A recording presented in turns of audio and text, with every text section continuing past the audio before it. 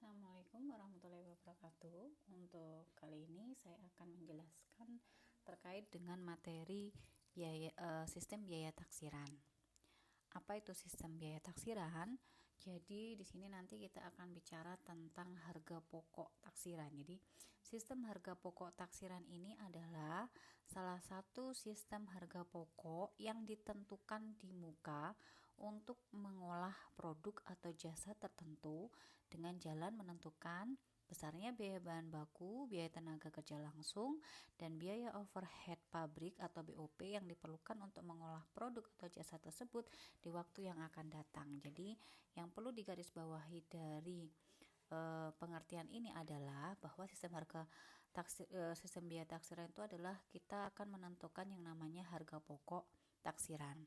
Harga pokok taksiran itu berarti kita akan membahas terkait dengan biaya produksi kan ya, karena di dalam biaya produksi itu berarti ada 3 komponen biaya, yaitu bahan baku, PTKL, dan juga BOP.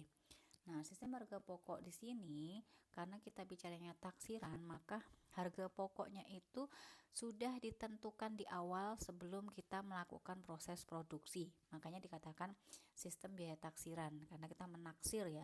Menaksir kira-kira berapa nih biaya produksi kita, bahan baku, PTKL ataupun BOP yang dikonsumsi untuk memproduksi suatu barang tanpa kita harus melewati proses produksinya lebih dahulu, seperti itu. Nah, sistem biaya taksiran sendiri di sini akan ditentukan sebagai dasar untuk apa? Untuk mencatat harga pokok produk atau jasa ke dalam rekening buku besar. Jadi tanpa harus melewati proses produksinya lebih dahulu, karena harga pokoknya itu sudah kita taksir di awal, maka sudah kita lakukan pencatatan di awal. Jadi kita sudah bisa menentukan nih, oh HPP-nya sekian. Misalkan nih ya, kalau kita bicara tentang job order atau berdasarkan pesanan. Ada pesanan masuk, kemudian kita belum melakukan produksi atas pesanan tersebut, kita sudah bisa menentukan oh HPP-nya sekian gitu kan ya. Maka bisa kita catat dulu HPP-nya sekian, baru nanti kita lakukan kegiatan produksinya. Yang kedua, harga pokok taksiran ini juga nanti akan digunakan sebagai dasar untuk membandingkan biaya taksiran dengan biaya yang sesungguhnya terjadi, serta menentukan besarnya selisih yang timbul. Karena harga pokoknya tadi itu sudah kita tentukan di awal, dan kita sudah catat di awal, meskipun kita belum melakukan kegiatan produksinya, maka ketika kita melakukan kegiatan produksinya yang sesungguhnya terjadi, maka pencatatannya kita lakukan pencatatan yang sungguhnya, sehingga nanti kan ada dua biaya yang kita catat kan ya. Pada saat proses produksi berlangsung, kita mencatat dengan nilai yang sesungguhnya, sedangkan pada saat di HPP ketika kita menjual berarti kan kita mengakui HPP. Nah, di HPP itu kita menggunakan harga pokok yang taksiran, sehingga kan ada dua nih. Nah, nanti akan saya jelaskan di berikutnya bagaimana kita dapat melihat selisihnya ya, selisih dari apa yang kita catat dengan yang yang sesungguhnya terjadi, seperti itu. Oke, next. Di sini kita juga akan melihat apa sih sebenarnya kebaikan dari sistem pokok taksiran. Jadi kita nanti akan melihat ada kebaikan dan juga kelemahan ya. Di sini kita lihat kebaikannya dulu atau kelebihannya dulu. Sistem biaya taksiran itu dapat digunakan untuk mengurangi atau menekan biaya administrasi. Jadi penggunaan beberapa dokumen dasar pada sistem ini dapat dikurangi dan perhitungan harga pokok atau jasa dapat dengan cepat diadakan, sehingga dapat mengurangi besarnya biaya administrasi karena kita sudah menentukan taksiran HPP-nya. Jadi kan kita tidak perlu proses menunggu perhitungan HPP-nya kan ya. Dari kita menunggu proses produksi itu kan biasanya ada proses administrasi perhitungan HPP. Nah, ini karena kita sudah tentukan di awal, maka dapat menekan biaya administrasi tersebut. Kemudian yang kedua, dapat menyediakan informasi untuk pengambilan keputusan atau decision making. Nah, kembali lagi seperti yang saya sampaikan di awal, bahwa kalau ketika bicara tentang akuntansi biaya, perencanaan pengendalian biaya, pasti kita akan menghasilkan suatu informasi yang digunakan untuk pengambilan keputusan manajemen. Nah, sama dengan sistem biaya taksiran ini, tujuannya adalah untuk menyediakan informasi terkait dengan pengambilan keputusan manajemen. Keputusan apa yang digunakan dengan menggunakan sistem biaya taksiran ini adalah manajemen nantinya akan memerlukan informasi biaya untuk pengambilan keputusan tentang produk atau jasa sebelum diolah. Dan pemakaian harga pokok taksiran menyediakan informasi kepada manajemen untuk pengambilan keputusan tersebut. Jadi sebelum kegiatan produksi itu dimulai, dilaksanakan, maka dengan adanya sistem biaya taksiran ini manajemen dapat mengambil keputusan gitu kan ya. Keputusannya apa? Misalkan ada pesanan gitu kan ya. Ada pesanan sejumlah sekian unit gitu kan ya, dengan spesifikasi seperti ini gitu kan ya. Nah, nanti di situ karena kita sudah punya taksirannya gitu kan. Oh, berarti kalau 100 unit gitu kan ya, satu unitnya sekian. Kalau 100 unit karena kita sudah punya taksiran untuk memproduksi satu unit itu harganya sekian, maka kalau 100 unit nanti kita akan ketemu angkanya. Nah, itu kan angka HPP. Nah, berarti kan kita dari situ kita sebelum memproduksi kita udah tahu, oh berarti HPP kita adalah sekian. Kira-kira kalau misalkan kita jual sekian atau dia berani yang pesan tadi berani bayar sekian, kita terima nggak gitu kan ya? Apakah untungnya di atas HPP atau maksudnya yang mereka berani bayar itu di atas HPP atau sama dengan HPP atau di bawah HPP. Contoh, misalkan nih kalian mau mengadakan suatu kegiatan, Anda butuh yang namanya snack gitu kan ya, anggap aja roti, misalkan roti bakery gitu kan ya. Roti bakery kadang kan kita bisa pesen custom ya, misalkan Bu, saya bisa nggak pesen rotinya yang harganya misalkan 5.000 satu kotak yang bisa dapat 2 jenis roti misalkan ya. Nah, di situ kalau kita sudah punya tanpa kita melakukan produksi rotinya lebih dahulu, kalau kita sudah bisa mengira-ngira, menaksir, oh berarti kalau dia pesen yang 5.000 satu kotak yang isi 2, kira-kira saya sanggup nggak ya, saya masih untung nggak ya gitu kan ya. Nah, dari situ kita bisa memutuskan menerima atau tidak menerima pesanan tersebut. Misalkan oh ya bisa, saya bisa buatkan 5.000 gitu kan ya, dengan harga 5.000 misalkan.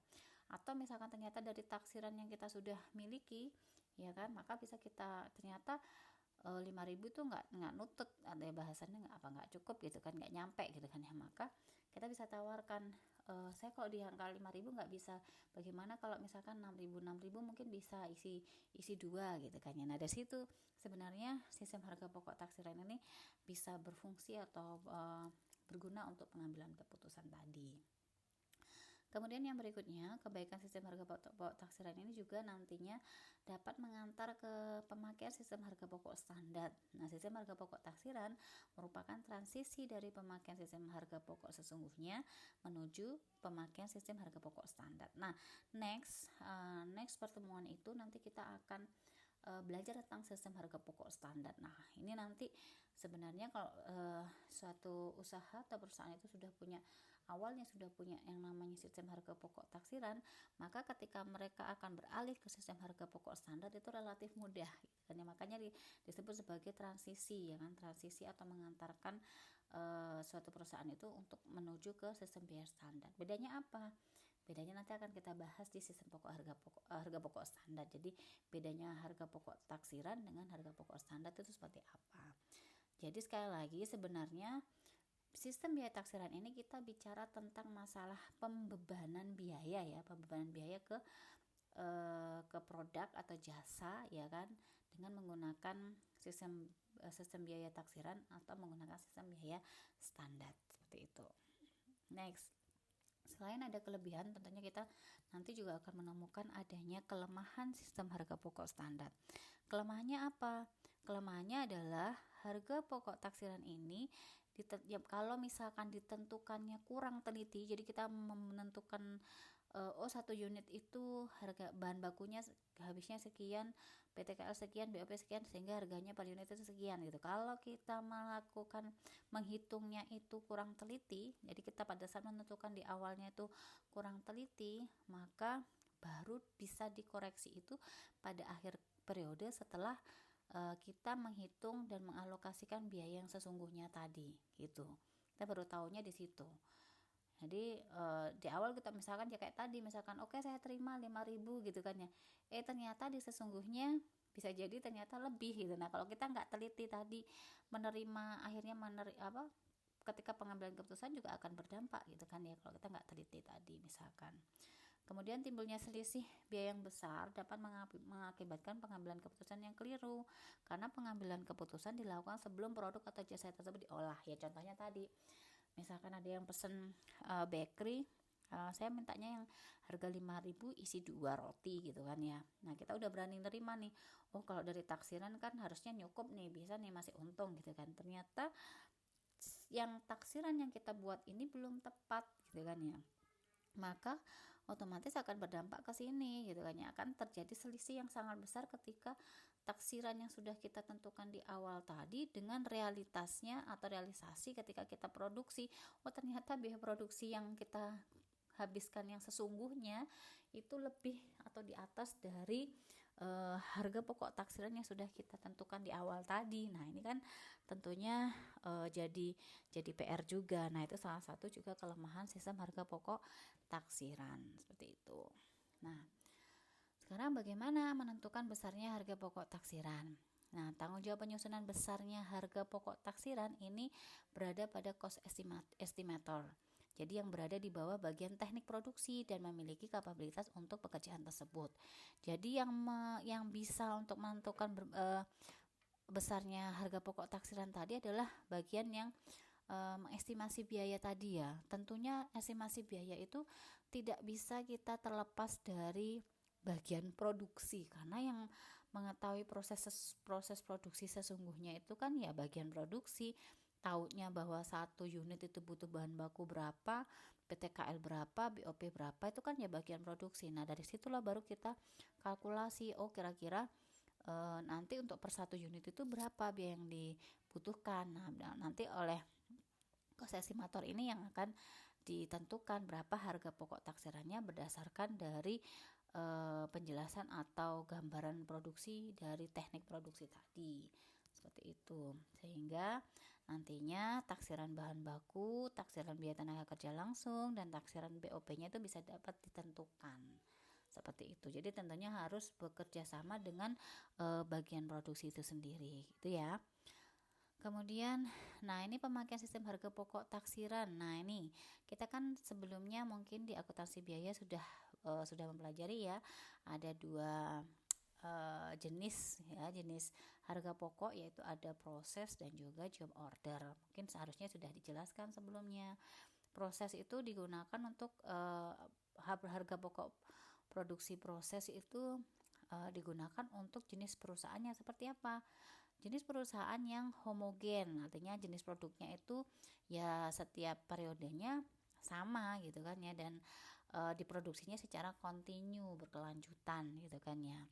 Maka bentuk produk yang sifatnya homogen tanpa dipengaruhi oleh spesifikasi yang diminta oleh pembeli biasanya kan menggunakan harga pokok proses gitu kan ya. Nah, sekarang bagaimana kalau perusahaannya itu modelnya seperti itu? Bagaimana cara menentukan sistem harga pokok taksirannya gitu kan ya.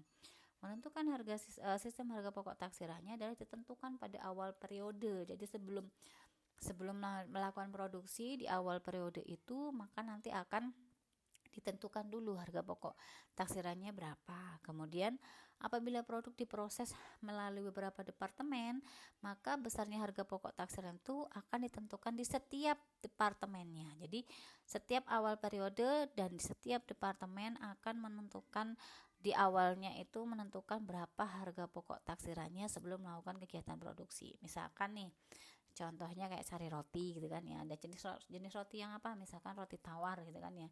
Roti tawar ini di awal periode misalkan ditentukan harga pokoknya berapa, harga pokok yang ditaksirkan berapa sebelum memang melakukan kegiatan produksinya sendiri gitu ya. Itu kalau di proses costing. Nah, sedangkan kalau di job order itu kan seperti yang kita ketahui biasanya digunakan untuk perusahaan yang memang produk yang dihasilkan itu sangat heterogen. Heterogennya kenapa? Karena bergantung dari spesifikasi pemesanan. Misalkan kayak kita penjahit baju gitu kan, ya kan nggak ada yang mungkin akan datang ke penjahit dengan eh, apa namanya yang sama persis gitu kan ya, entah bahannya ya kan nggak mungkin sama persis, atau ukurannya gitu kan ya, atau lamanya penyelesaian gitu kan ya.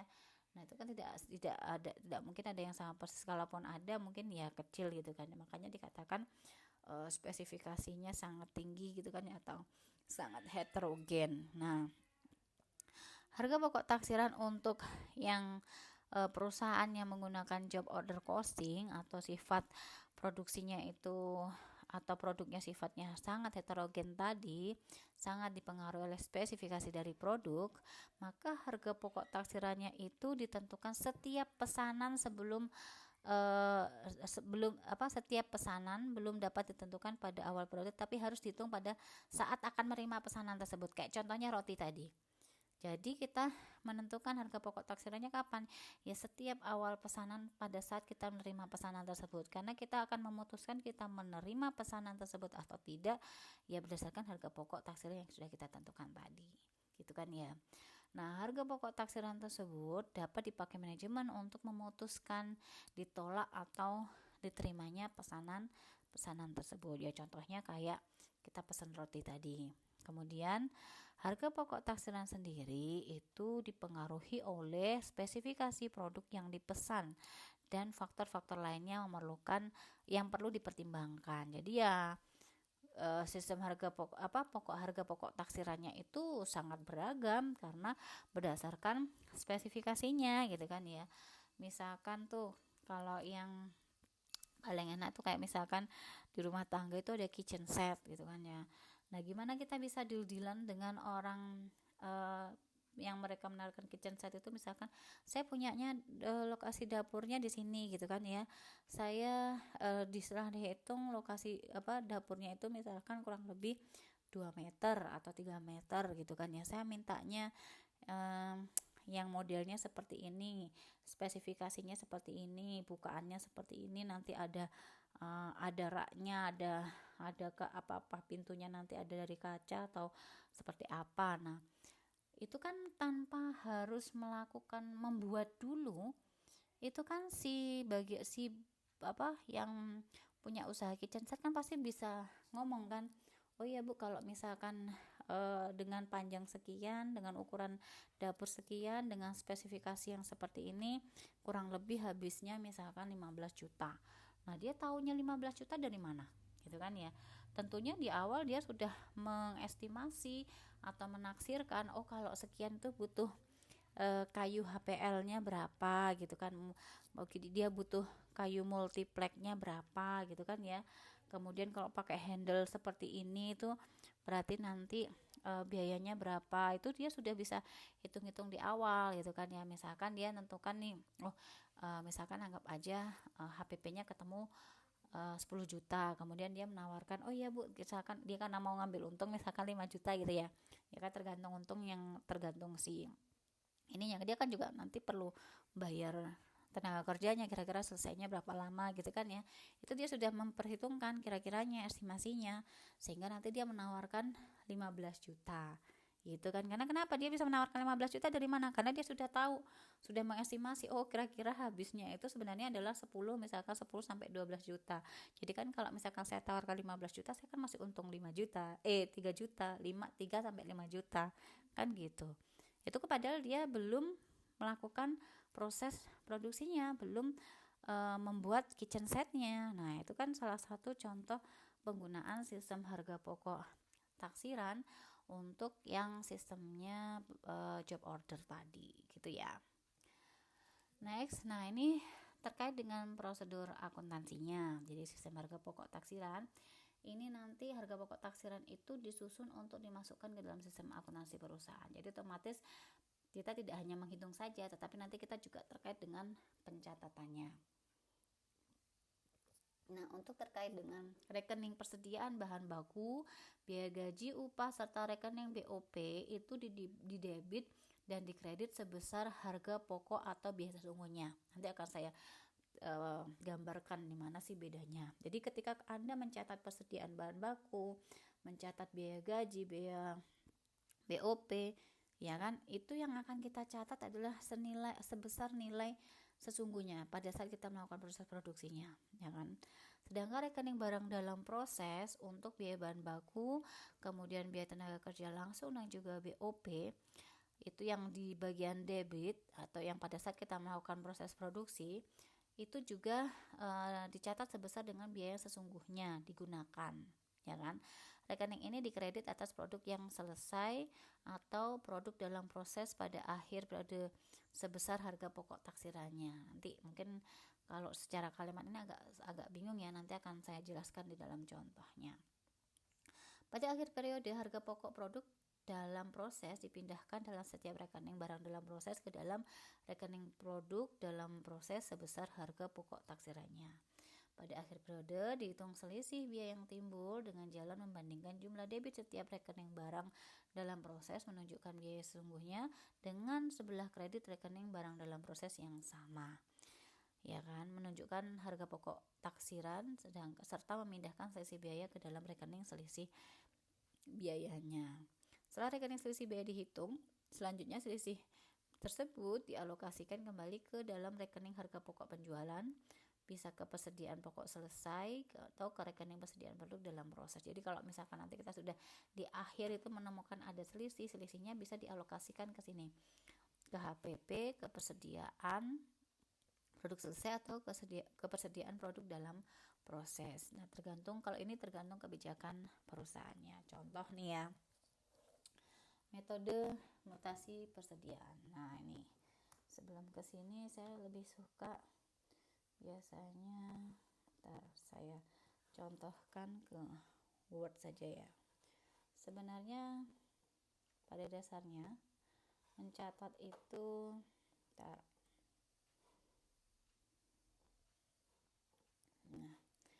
jadi ketika kita melakukan kegiatan produksi itu kan ada dua ya yang kita akan catat, yaitu satu, di sini tuh saya selalu menggambarkan ada yang namanya gudang gitu kan ya, kemudian ada proses atau pabriknya, ya kan, kemudian di sini ada gudang lagi ya. Nah, jadi gini, ini sebelum saya ke taksiran tadi ya, pada saat kita mau melakukan proses produksi, tentunya kan kalau ini tadi Pak yang di sini proses ini adalah pabrik, ya kan, gudang yang awal ini kita sebut adalah gudang bahan baku atau gudang persediaan bahan baku. Sedangkan di sini berarti merupakan gudang apa? Gudang persediaan barang jadi, ya kan? Karena di sini setelah ada bahan baku, kita proses dengan menggunakan bantuan tenaga kerja dan juga BOP, kemudian setelah selesai kan akan menjadi barang jadi gitu kan ya. Itu kan proses dari manufaktur gitu kan ya. Nah, awalnya ketika kita mau memproduksi, berarti yang paling utama kita butuh yang namanya bahan baku. Sehingga kita harus mengisi gudangnya dulu kan ya. Sehingga di gudang ini akan kita catat pembelian bahan baku dulu. Ketika kita beli bahan baku berarti kan ada yang masuk ke gudang, ya kan? Maka kita catat yang pertama adalah bahan bakunya, persediaan bahan baku, ya kan, di debit karena ada masuk ke gudang kan ya. Nah, kita belinya bahan baku ini pakai apa? Ya kan? Bisa langsung pakai kas atau bisa langsung pakai hutang atau kredit. Nah, ini kan berarti kita bicara tentang pembelian bahan baku. Jadi kalau kita mencatat bahan baku jangan dihafalkan ya. Berarti logikanya kalau kita mau beli bahan baku berarti kan ada bahan baku yang masuk. Bahan baku itu kita beli dengan menggunakan apa? Menggunakan kas atau kredit. Kita beli dengan tunai atau secara kredit. Sehingga jurnalnya adalah persediaan bahan baku di debit, kemudian sebelah kredit adalah kas atau hutang. Nah, ini kalau kita menggunakan metode perpetual, berarti kan kita mengakunya menggunakan persediaan bahan baku. Tapi kalau kita menggunakan metode fisik, maka akun persediaan ini kita ganti dengan menggunakan akun pembelian. Itu ya. Next, saya berikan contoh untuk yang perpetual ya, karena biasanya pada umumnya banyak yang menggunakan adalah perpetual. Oke, next, setelah kita punya bahan baku, maka baru bisa kita lakukan yang namanya proses produksi gitu kan ya. Proses yang dinamakan proses produksi itu apa? Proses untuk mengubah dari bahan baku atau setengah jadi menjadi barang yang jadi, gitu kan ya. Nah, untuk prosesnya itu membutuhkan apa saja? Membutuhkan bahan baku, ya kan? Berarti di sini nanti kita di proses ini butuh yang namanya bahan baku, sehingga di sini yang dari gudang otomatis ketika kita pindahkan ke pabriknya sini, ini tadi masuk bahan bakunya kan ini debit, berarti kalau kita keluar kita pindah ke gudang berarti keluar berkurang kan bahan baku yang ada di gudang sini, maka persediaan bahan bakunya akan berpindah ke sebelah kredit, gitu kan ya, sesuai dengan yang diminta gitu. Kita bisa jadi kita di sini belinya 1.000 tapi di sini yang diminta cuma 800 gitu kan ya. Yang kita catat di sini berarti sesuai yang diminta. Kalau yang di sini berarti adalah sesuai yang kita beli. Nah, ketika kita mau memproduksi tadi berarti kan bahan bakunya keluar dari gudang, maka persediaannya ada di sebelah kredit karena keluar dari gudang kan berkurang. Nah, kemudian debitnya apa? Kita bahan baku ini mau digunakan untuk apa? Untuk membuat produk yang kita sebut, karena di sini belum selesai, masih mau kita proses, ya kan, masih bahan baku saja, maka di sini kita sebut ada namanya barang dalam proses, ya kan, untuk bahan baku. Nah, sehingga di sini kita catat seperti ini. Ini yang kita sebut adalah jurnal pemakaian bahan baku.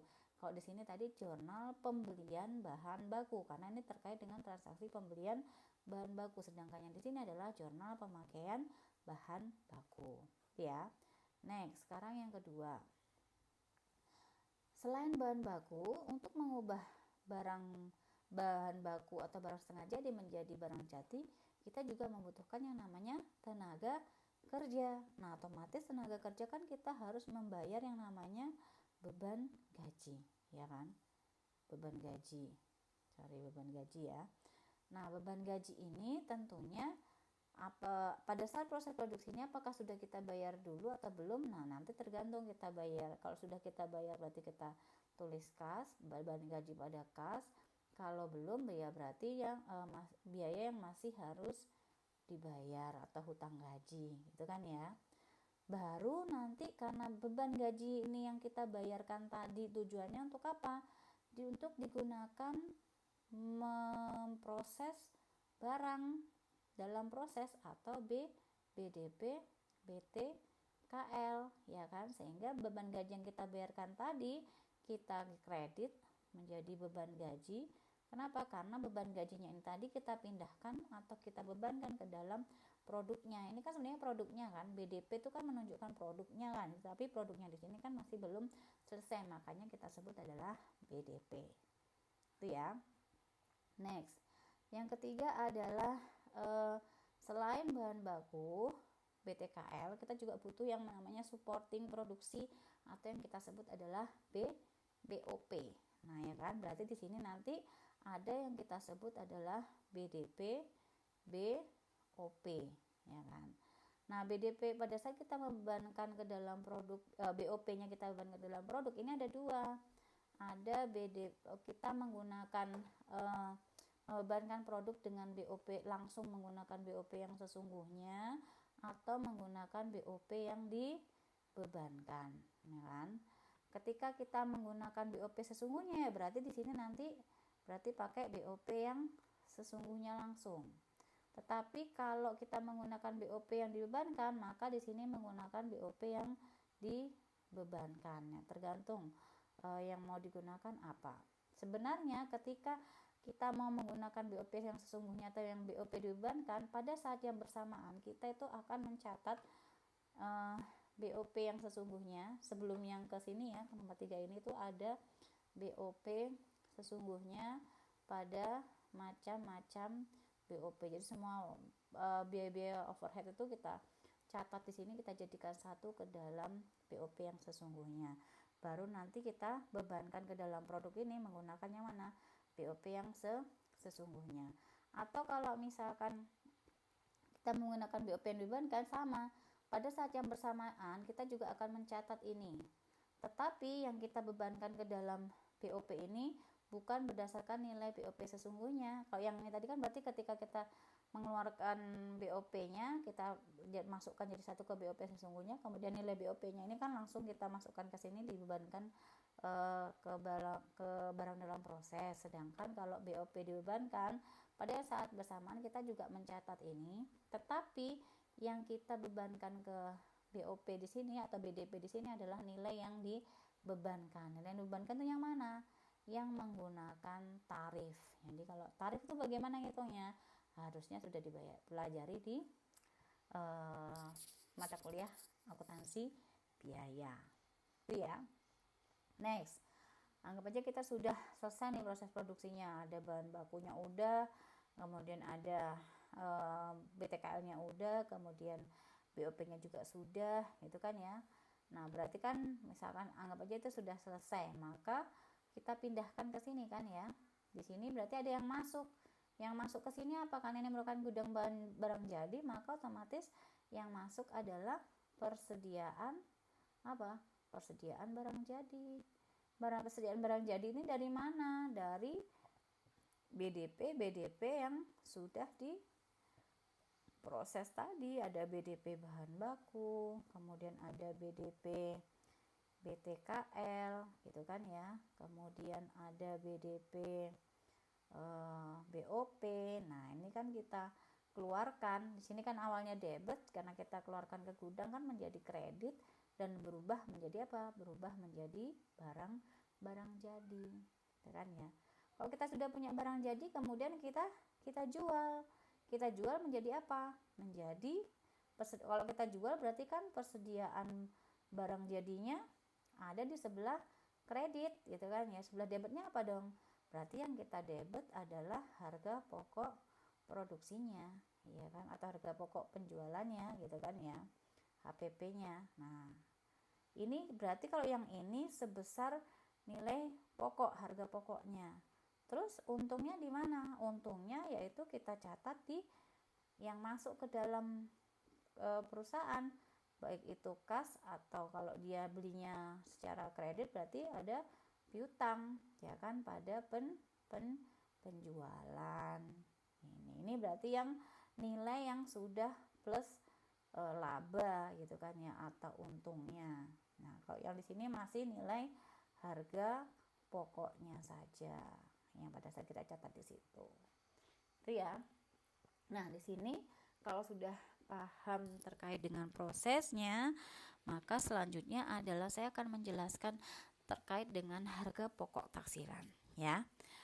Nah, karena tadi kita bicara harga pokok taksiran itu ditentukan di awal, ya kan? Ditentukan di awal itu berarti tanpa, kalau kita bagi dua itu di sini. Ya, ini kita bagi, ini adalah ketika kita melakukan proses produksi, ya kan? Nah, di sini berarti kan sudah selesai barangnya, kita sudah bisa menjual. Nah, harga pokok taksiran itu ada di sini. Jadi tanpa melewati proses produksinya, kita sudah bisa menentukan harga pokoknya dan kita jual. Tadi kayak kitchen set tadi kan ya. Ya, saya bisa berani nih jual 15 juta. HPP-nya sekian. Maka tanpa melewati ini, proses ini sudah kita lakukan, bisa kita catat di awal. Ya, catat di awal dengan menggunakan nilai taksiran tadi gitu. Ya kan? Sehingga di sini pun juga nanti juga persediaannya berarti kan kita catat senilai taksiran, gitu kan ya. Sedangkan di sini kita catat ini kan proses produksinya. Nah, ketika melakukan proses produksi, kita catat dengan nilai yang sesungguhnya kita keluarkan sesuai dengan pada saat produksi. Sehingga nanti kita akan menemukan dua nilai yang berbeda. Ini BDP tadi kita pakai sesungguhnya, sedangkan di persediaan HPP dan kas ini kita pakai taksiran. Di sini kan berarti ini taksiran, ya kan? Yang di sini adalah sesungguhnya. Nah, berarti kan nanti akan ada yang nilainya selisih. Nah, selisih itu yang nanti akan kita hitung, ya kan? Kita hitung. Kemudian kalau kita sudah menemukan selisihnya atau selisih lebih atau selisih kurang, baru nanti kita alokasikan selisihnya itu kemana. Jadi sebenarnya penempatan dalam hal pencatatan itu terkait dengan sistem biaya taksiran tadi ada di sini ya. Sekali lagi karena ditentukan di awal, kan tadi bicaranya HPP. Nah, HPP ini di awal sudah bisa kita catat tapi menggunakan taksiran, ya kan? Baru kita lakukan proses produksinya. Karena proses produksinya menggunakan sesungguhnya, maka bisa jadi dan kemungkinan besar akan terjadi selisih antara yang diproduksi sesungguhnya dengan yang sudah kita bebankan ke HPP. Karena di sini kan kita belum ngerjakan tapi kita sudah punya penawaran ke customer kan, oke saya berani menjual sekian gitu kan ya, seperti itu ya. Next, jadi ini tadi kita mencatat ketika beli bahan baku, pemakaian bahan baku ya kan, ini pembelian bahan baku kalau menggunakan fisik ya. Kemudian pencatatan bahan baku ini ketika beli bahan baku, ini kalau tenaga kerja tadi. Nah ini kalau BOP tadi kan ada 2, kita mau mencatat BOP sesungguhnya ya kan, maka nanti pada saat kita membebankan ke produk ini langsung kita bebankan menggunakan BOP yang sesungguhnya. Sedangkan kalau dengan menggunakan atas dasar tarif atau menggunakan BOP beban yang dibebankan, maka pada saat yang kita mengeluarkan BOP yang sesungguhnya tetap kita catat nih BOP sesungguhnya, tetapi yang kita bebankan ke dalam BDP itu menggunakan yang tarif atau menggunakan BOP yang dibebankan. Baru nanti di akhir periode kita akan menutup gitu kan, karena ada dua jenis BOP kan, ada BOP sesungguhnya dan juga ada BOP dibebankan. Maka di sini nanti kita akan menutup BOP dibebankannya ini ke BOP yang sesungguhnya gitu kan ya, sehingga nanti akan terjadi selisih. Nah selisihnya ini nanti tergantung kebijakan perusahaan mau dialokasikan kemana, itu kalau kita menggunakan tarif. Nah ini tadi yang saya bilang, ketika kita mencatat harga pokok barang jadi dan BDP, nah produk jadinya tadi ya kan, produk jadinya ada berapa? Ini kan kita bicara produk jadi sudah. Kuantitas produk jadinya kita kalikan dengan harga taksirannya. Harga pokok produknya juga sama. Misalkan untuk yang BDP-nya, berarti kan kita bicara, kalau BDP barang dalam proses kan kita bicara tingkat penyelesaian biasanya, maka ekuivalensinya kita kalikan dengan taksiran atau produk ini untuk yang BDP-nya. Tapi ini untuk harga pokok barang jadinya. Sehingga nanti kita catat di situ ada persediaan barang jadi, ya kan? Kemudian ini BDP bahan baku, BTK, BOP ke persediaan barang dalam proses. Sekali lagi untuk persediaan barang jadinya kita hitung dengan seperti ini, sedangkan persediaan BDP-nya kita hitung dengan yang ini. Ya kan? Di sini pakai biaya taksiran, di sini padahal nanti kita bicaranya pakai sesungguhnya, yang ini ada pakai taksiran, sehingga nanti akan ada perbedaan. Nah pada saat mencatat harga pokok itu sama, jadi kita menggunakan produk yang kita jual berapa, kemudian kita kalikan biaya taksiran per satuan produknya, sehingga nanti di sini pun juga kita menggunakan nilai taksiran. Next. Nah ini tadi kita bicara selisih biaya taksirannya tadi ya kan, kita masukkan jadi satu, jadi nanti tergantung nih selisihnya rugi atau selisih untung. Kalau selisih rugi itu artinya biaya sesungguhnya itu lebih tinggi dari biaya taksiran, berarti yang kita taksirkan itu terlalu rendah. Tapi kalau kita bicara selisih untung, berarti biaya yang kita taksirkan lebih tinggi daripada yang sesungguhnya terjadi. Maka kalau selisih rugi berarti selisihnya kita sebelah debit, berarti kan rugi itu kan biasanya di sebelah debit, berarti ini menunjukkan bahwa selisihnya rugi gitu kan ya. Tetapi kalau selisih untung berarti kebalikannya ya, berarti selisihnya itu nanti ada di sebelah kredit, untuk BDP-nya itu ada di sebelah debit gitu ya. Nah ini selisih biaya taksirannya dihitung kalau menggunakan saldo BDP ya, jadi tergantung tadi kita selisih BDP-nya. Selisih BDP itu dari mana sih sebenarnya ini? Jadi kalau tadi di sini, nah ini kan, nah ini tadi kan kita pada saat proses kan kita mencatat BDP gitu kan ya, bahan baku ya kan, pada persediaan bahan baku, kemudian ada BDP ya kan, BTKL, kemudian pada beban gaji gitu kan ya. Kemudian ada BDP, BOP gitu kan ya, BDP, BOP pada BOP dibebankan atau BOP yang sesungguhnya. Ini kalau kita catat di buku besar gitu kan gini, misalkan BDP, BOP, bahan baku misalkan. Ini anggap aja misalkan di sini kita ada 1000 gitu kan ya. Berarti kan pada saat yang ini kita catat di sini adalah 1000. Tapi karena di sini tadi kita menggunakan yang taksiran, berarti kan ada 2 rekening BOP kan, di sini kita langsung menggunakan taksiran. Misalkan di sini anggap aja bahan bakunya adalah 800. Berarti kan ini BDP-nya menjadi 800 gitu kan ya. Pada saat kita mencatat produk jadi. Kalau di sini kan kita pada saat mencatat proses produksi. Proses produksi kan misalkan bahan bakunya aja 1000. Ketika dia jadi barang jadi, karena di sini kita menggunakan taksiran, ketemunya misalkan taksirannya adalah 800. Berarti kan ada dua ada selisih kan ya antara yang sesungguhnya dengan yang taksiran. Ini tadi menunjukkan nilai yang sesungguhnya, ini adalah menunjukkan nilai taksirannya, seperti itu.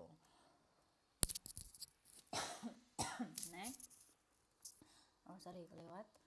Nah, tadi itu caranya menghitung. Nah, ini kalau itu menghitung saldo BDP-nya. Kalau ini menghitung saldo BOP yang sesungguhnya. Tadi tergantung ya, kalau kita menggunakan BOP dibebankan atau BOP sesungguhnya. Kalau menggunakan BOP sesungguhnya jelas tidak ada selisih, tetapi kalau kita menggunakan BOP dibebankan, pada saat kita bersamaan kan kita mencatat BOP sesungguhnya pada macam-macam BOP gitu kan ya. Sedangkan yang kita bebankan ke dalam produk BDP BOP-nya itu kan kita pakai BOP dibebankan gitu kan ya. Berarti kan ada 2 rekening kan. Ini kan ya, ini misalkan aja anggap aja ini adalah BOP yang sesungguhnya. Pada saat kita mengeluarkan yang sesungguhnya BOP kan ya, misalkan anggap aja di sini kita keluarkan 1000 ya kan, berarti kita catat sebelah debit 1000. Tapi di sini kita bebankan itu menggunakan BOP BDP. Nah, berarti kan ada apa namanya di sini satu buku besar lagi, yaitu BOP dibebankan. Misalkan anggap aja di sini adalah 800. Maka kita catat 800. Kan ada 2 rekening BOP kan nggak mungkin. Maka kita harus tutup salah satu. Yang kita tutup apa? Yaitu yang kita tutup BOP dibebankan. Berarti yang awalnya di debit awalnya di kredit kita debitkan. Berarti menjadi BOP dibebankan ini, biar ini 0 kan? Biar ini akhirnya 0 kan? Maka BOP yang awalnya di kredit kita debit 800. Kemana? Kita masukkan ke dalam BOP yang sesungguhnya sebesar 800. Berarti di sini juga nanti akan ada BOP sesungguhnya sebelah kredit sebesar 800. Berarti kan ada selisih 200 di sebelah debit. Nah, nanti menguntungkan atau merugikan? Jelas kalau yang sesungguhnya kita keluarkan 1000, yang kita bebankan cuma 800, dan ini selisihnya jelas ada di debit kan. Kalau selisih ada di debit berarti menunjukkan selisih rugi kayak gitu. Itu ya logikanya. Next. Jadi ini prosedur akuntansi lebih dari satu departemen. Kalau misalkan lebih dari satu departemen, ya berarti tiap departemen menentukan biaya taksirannya. Tiap departemen dibentuk rekening BDP dan seterusnya. Ini prosedurnya aja. Nah, ini perlakuan terhadap selisih. Tadi kan kita menemukan selisih tuh kan ya, antara biaya sesungguhnya dengan biaya taksiran. Maka biasanya selisih ini mau diapakan sama perusahaan? Bisa ditutup ke rekening harga pokok penjualan, jadi menambahkan di harga pokok penjualannya, atau ditutup ke laba rugi kan ya, dibagikan secara adil kepada produk selesai dalam periode yang bersangkutan. Nah, ini tergantung pilihan dari perusahaannya aja ya. Jadi kalau kita tadi sudah menemukan ada selisih itu mau dikemanakan gitu kan ya. Nah, ini tergantung dari kebijakan perusahaannya. Ini contoh nih, ada PTS memproduksi satu macam produk dan menggunakan biaya taksiran per kilogram produk. Nah, ini material, bahan baku, BTKL, dan BOP atau overhead. Jadi sudah ditentukan. Ini adalah biaya taksiran per unitnya. Jadi untuk bahan baku per unit itu sekian, sedangkan BTKL-nya per unit sekian, BOP-nya sekian, sehingga total per 1 unit itu adalah 82. Nah, ini data-data kegiatannya. Persediaan awal November, jadi harga pokok persediaan bahan bakunya adalah 20.000. Kemudian WIP itu work in process atau BDP ya, itu ada 3.000 kg, dimana BDP-nya itu 100, bahan bakunya sudah selesai 100%, sedangkan untuk BTKL dan BOP-nya selesainya 2/3-nya, sehingga HPP-nya berarti untuk yang ini persediaan barang dalam proses, ini kan persediaan barang jadinya di awal periode nih diketahui kan. Nah, ini BDP awalnya berarti ada 3.000, bahan bakunya udah selesai semua kan ya. Bahan bakunya per 1 unit kan 18, maka kita kalikan 18, 3.000, 100% dari 3.000 kalikan 18. Jadi ini nilai persediaan awal untuk barang dalam prosesnya.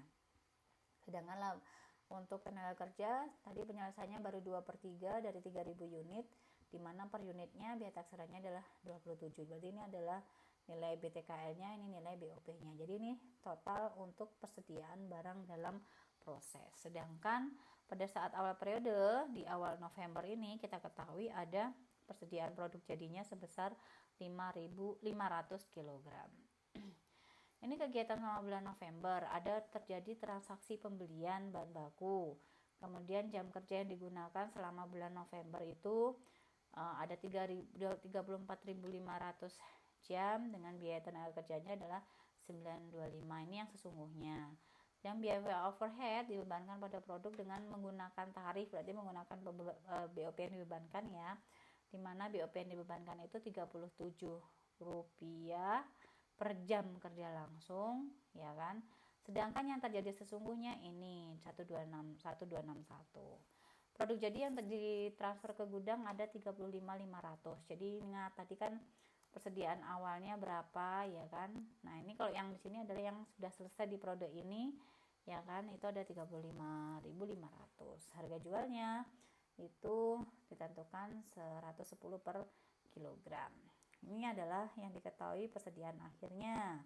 Bahan bakunya menggunakan metode FIFO, yaitu harga pokok bahan bakunya ya 40.000, kemudian barang dalam proses di akhir, ini kondisi di akhir periode ada persediaan bahan bakunya tinggal 40.000, sedangkan persediaan barang dalam prosesnya 2.500 dengan tingkat penyelesaian 100% bahan baku, sedangkan BTKL dan BOP-nya adalah 20%. Persediaan produk jadi yang ada di akhir periode itu ada 1.000 kg. Ini data-datanya. Dari data-data tersebut maka kita lakukan pencatatan. Ketika membeli bahan baku jelas kan ya, berarti bahan baku ada persediaan bahan baku ya kan. Kalau dibeli secara kredit maka di sebelah kreditnya adalah hutang dagang. Datanya dari mana ya? Dari pembelian bahan baku ini ya kan.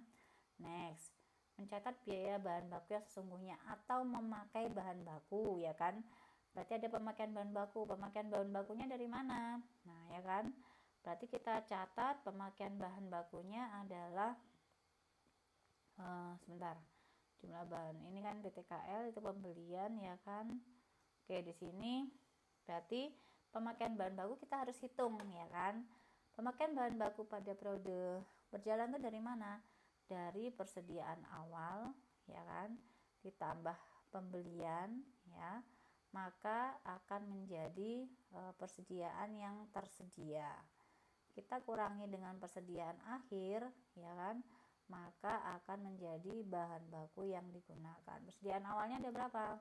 Tadi persediaan awal ada 20.000 kan ya, persediaan awal 20.000, kemudian kita beli sebesar 660, berarti bahan baku yang tersedia ada 680. Persediaan akhirnya berapa? Di akhir periode kita ketemukan bahan bakunya tinggal 40.000. Nah, berarti bahan baku yang kita gunakan sebenarnya pada periode tersebut adalah 640.000. Jadi nilai 640.000 itu dari sini ya. Ini adalah bahan baku yang digunakan, sehingga pemakaian bahan baku jurnalnya apa tadi? BDP ya. WIP itu sama dengan BDP, nggak usah bingung. Jadi ada BDP bahan baku pada persediaan bahan baku. Ini adalah yang digunakan untuk produksi. Itu ya. Next, kemudian setelah kita mencatat bahan baku yang digunakan, tentunya kita catat biaya tenaga kerja langsung yang digunakan kan. Biaya tenaga kerja yang langsung yang digunakan sebenarnya sebelum ini harusnya kita mencatat beban gaji kan ya.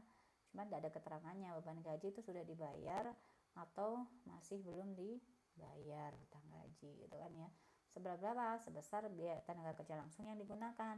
Tenaga kerja langsung yang digunakan berapa? Yang digunakan adalah yang 925. Berarti kita catat di sini adalah 925. Oke. Sekali lagi, karena metode biaya taksiran ini ketika kegiatan proses produksi kita catat berdasarkan nilai yang sesungguhnya dikeluarkan. Next, BOP. BOP juga seperti itu. BOP, BDP BOP ini karena tadi di awal sudah ditentukan menggunakan BOP yang dibebankan, sedangkan per 1 jam tenaga kerja langsungnya itu 37 rupiah kan ya, sedangkan untuk memproduksi ini produknya itu menggunakan BOP-nya dibebankan berdasarkan jam kan ya. Jamnya berapa yang digunakan? Jamnya adalah yang digunakan 34.500. Berarti kita kalikan dengan menggunakan yang tarifnya adalah 37. Berarti kita catat yang kita masukkan ke dalam BDP itu adalah yang 37 dikali 34.500, yaitu 1276500 itu ya. Sedangkan pada saat yang bersamaan kita kan juga mengeluarkan BOP yang sesungguhnya. BOP yang sesungguhnya terjadi itu adalah 1261 ya kan. Berarti macam-macam rekening yang dikredit untuk BOP yang kita keluarkan kita jadikan satu ke dalam BOP yang sesungguhnya. Di akhir periode berarti kan karena ada dua rekening ya, ada rekening BOP sesungguhnya dan juga ada rekening BOP dibebankan. Ini BOP dibebankan, ini rekening BOP sesungguhnya seperti yang saya jelaskan sebelumnya. Maka kita tutup BOP yang dibebankan yang awalnya kita kredit 1276, maka kita harus debit sebesar 1276. Ditutup kemana? Ditutup ke BOP yang sesungguhnya, sehingga nanti ada selisih kan, selisih antara BOP dibebankan dengan BOP yang sesungguhnya. Ini nanti selisih ini ya tergantung kebijakannya perusahaan mau diapakan selisihnya. Berarti kan di situ ada selisih apa? Selisih rugi. Kenapa? Karena yang kita bebankan selisih untung ya, karena yang kita bebankan ke produk itu 1276, tapi yang dikeluarkan sesungguhnya adalah 1261. Berarti nanti selisihnya ada di sebelah kredit karena selisihnya adalah untung. Next. Nah, ini kita masuk di poin ke-7 karena kita bicara sudah produk jadi. Karena kita tadi bicara konteksnya adalah biaya taksiran, sebelum kita melakukan kegiatan produksi, produk jadi itu sudah bisa kita tentukan nilainya dengan menggunakan taksiran. Jadi persediaan produk jadinya tadi ada berapa? Persediaan produk jadi itu mana ya? Produk jadi nih ya, produk jadinya ada 35.500 kan. Nah, ini berarti ada 35.500, langsung kita kalikan dengan biaya taksiran. Jadi kalau kita umumnya kan ini berarti nilai produk jadi ini kan berdasarkan BDP bahan baku BTKL yang ada di sini. Tapi karena kita menggunakan taksiran, sebelum melakukan proses produksi ini sebenarnya ini sudah dicatat. Catatnya menggunakan apa? Menggunakan taksiran. Nah, ini yang bicara nilai taksirannya kan yang ini. Berarti nilai produk jadinya itu adalah kalau menggunakan taksiran adalah 2911. Jadi ini kita menggunakan nilai taksirannya. Oke, dapatnya dari mana? Dari sini ya. Bahan baku kan berarti 100%, namanya produk jadi kan berarti 100% semua. Itu kan ada 35.500 ya kan produk jadinya. Maka kita langsung kalikan biaya bahan baku taksiran per unitnya adalah 18, itu juga BTKL dan juga begitu BOP-nya. Next. Pada saat ini juga kita akan mencatat harga pokok persediaan barang dalam proses ya. Jadi tadi kan ini adalah persediaan akhir ya, persediaan akhir BDP itu tadi datanya nih, persediaan akhir BDP itu ada 2.500 dengan tingkat penyelesaian 120 kan ya, 100 dan 20%. Maka di sini kita catat ada 2.500 persediaan barang dalam proses yang mana bahan bakunya selesai 100, sedangkan BTKL dan BOP-nya selesai 20%. Ini kita kalikan juga taksiran di sini, persediaan WIP-nya. Kan kita tadi masuk ke seperti yang saya contohkan di awal tadi ya. Di Word tadi yang saya jelaskan di Word tadi proses penjurnalan. Jadi di sini kita catat menggunakan taksiran. Nah, ini menggunakan nilai taksiran. Sama juga dengan HPP-nya, otomatis yang terjual berapa? Yang terjual tadi ada persediaan awalnya, berarti kan kita mencari nih produk yang terjual kan ya, itu dari persediaan awal barang jadi, kemudian ditambahkan dengan produk yang selesai gitu kan ya. Berarti tadi berapa, awalnya ada 500 kan ya, produk yang selesai ada 35.500, berarti produk yang tersedia dijual itu ada 36 ya kan, 36.000 ini yang tersedia dijual, sedangkan yang terjual berarti berapa, berarti kita kurangi dengan persediaan akhirnya itu ada 1.000 ya kan, maka sebenarnya produk yang terjual itu ada 35.000 dan ya, sedangkan biaya per unitnya berapa, biaya per unit produk total ya, berarti bahan baku BTKL BOP itu dia adalah 82, berarti nilai 2870 itu dari situ, dari 35.000 dikalikan dengan 82. Bentar ya, berarti 82 kali 35.000 ya, betul, jadi 2.870 itu ya. Next, sekarang berarti untuk penjualan. Kalau ini tadi kan kita catat nilai harga pokok penjualan, berarti kalau di sini sudah kita tambahkan untungnya, karena tadi kan nilai pokok, harga pokoknya 82, kita jual dengan nilai 110, yang terjual tadi adalah 35.000, berarti kita kalikan, ini adalah nilai uang kas yang kita terima, piutang dagang atau nilai uang kas dari penjualan yang kita terima.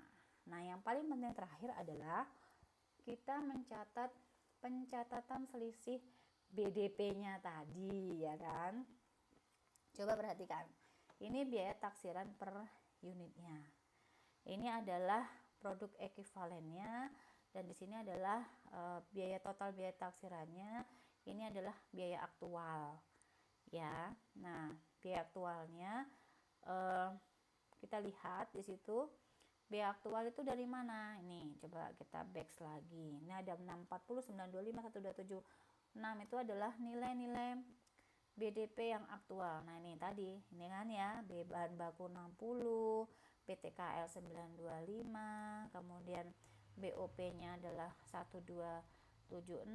Itu kan yang kita catat pada saat proses produksi. Ini jadi yang kita catat berdasarkan proses produksi. Ya kan?